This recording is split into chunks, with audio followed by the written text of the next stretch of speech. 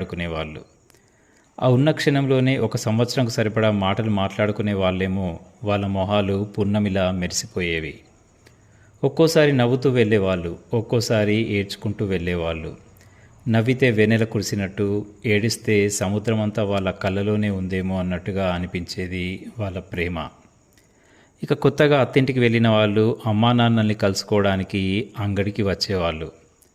అంగట్లోనే వాళ్ళ బాధలు, ఆప్యాయతలు, ఆనందాలు అన్నీ ఆ 4 గంటల్లోనే అయిపోయేవి. అత్తింటి దగ్గరి సుఖాలైనా కష్టాలైనా అన్నీ అమ్మ చేతులు పట్టుకొని చెప్పేది ఆ పిల్ల. ఆనందమైతే జాగ్రత్తగా ఉండమని చెప్పేది, దుఃఖమైతే ఇంకాస్త తట్టుకో అమ్మా అని చెప్పి తిరిగి పంపించేది ఆ తల్లి. కూతురున్నంతసేపు ఆమె ఏడ్చేది కాదు, కానీ కూతురు వెళ్ళగానే ఏడ్చేది బోరుమని. అమ్మకు తెలిసినట్టుగా ధైర్యం చెప్పడం ఎవరికీ తెలియదు కదా. ఇక కల్లుబట్టి దగ్గర లొల్లి మామూలుగా ఉండదు.